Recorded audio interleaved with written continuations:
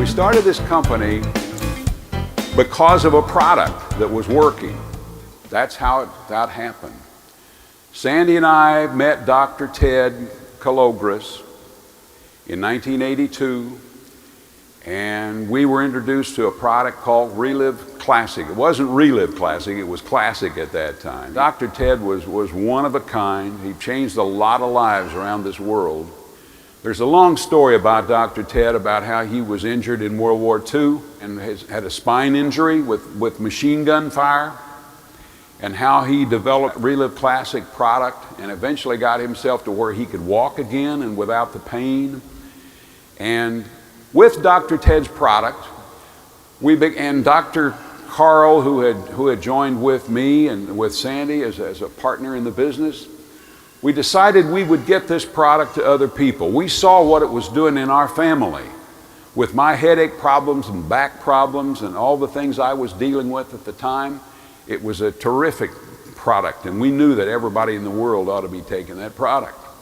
Steve Merrick was one of the next ones that became involved. And Steve has been my friend now since 1978. I think has been my personal attorney as well as the corporate general counsel for Reliv. He was one of the people that helped put all of this together. And some of you have wondered, where did the name Reliv come from? And it came from this gentleman that you see there on the picture. Marvin J. was his name.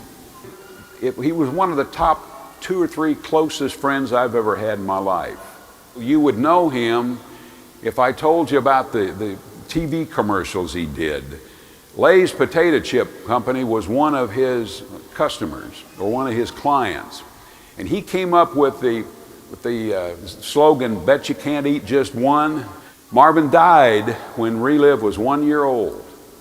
But he was the one that came up with the name. He's the one that came up with the slogan. If you see the way Reliv is written, you see the little tails and the logo that's been that way since the beginning, the colors even.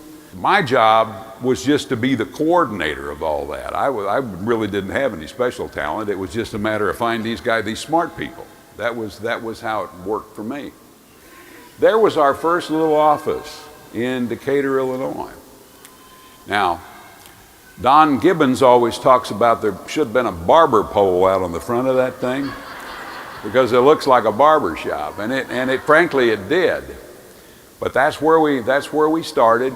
Scott was our shipping clerk. Scott keeps this thing in his office as a little memento.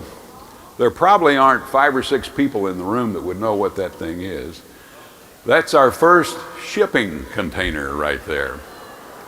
Sandy would be the one taking orders. She would be the one that would, answer the phone. "Good morning, this is Reliv. How may I help you?" And someone wanted to place an order, she'd click and go back and come back and said, "Hello, how may I help you with your order?" I mean, it was sort of one little small group operation was what it was. First meeting we had was a little coffee shop in St. Louis.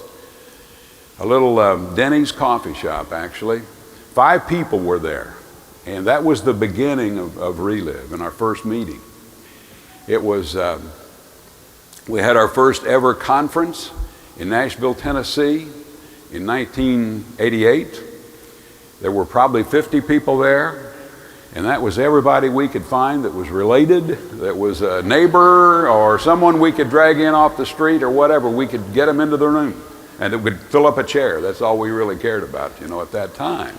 Time went on, we were going well. All 50 states began to become in operation with us.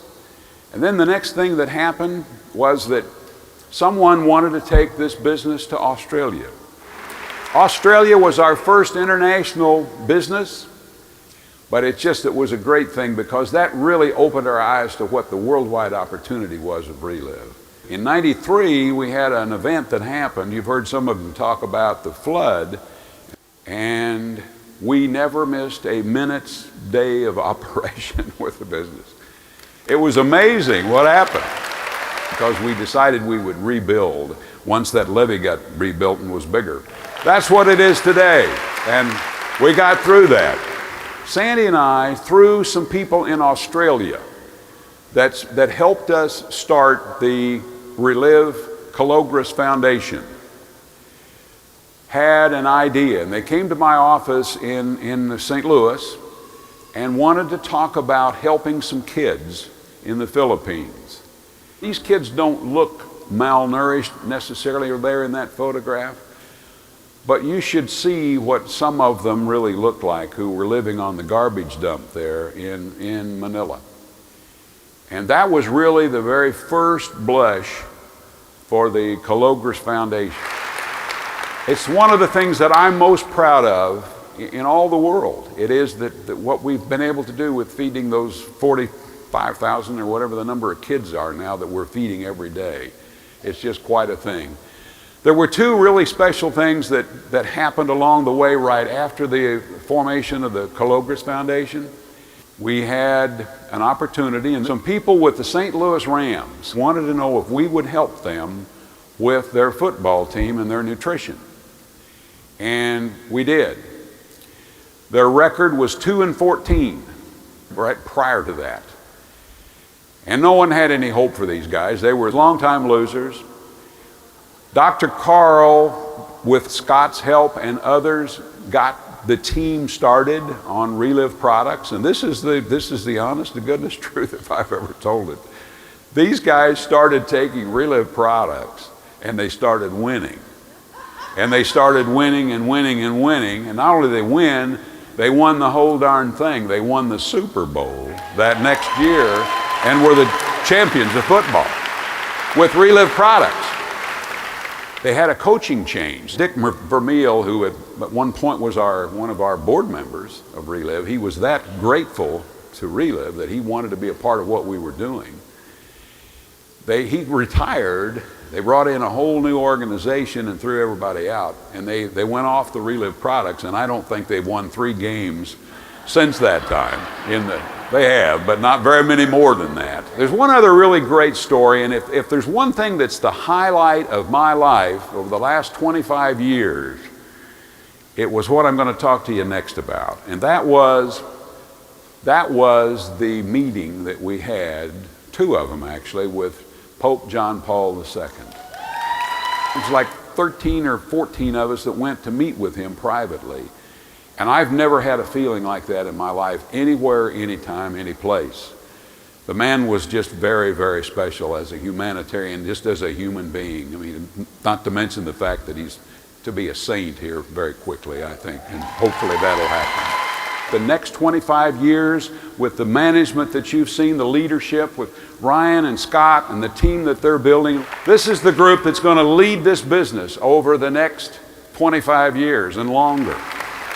I just want to say to you that please remember, it's about what we can do to help other people. What has to happen is we got to go get active. We got to get proactive and take this business out there. Let's go make it happen, everybody. I'm with you, and I think you're with me, so let's go make it happen, all of you. Thank you.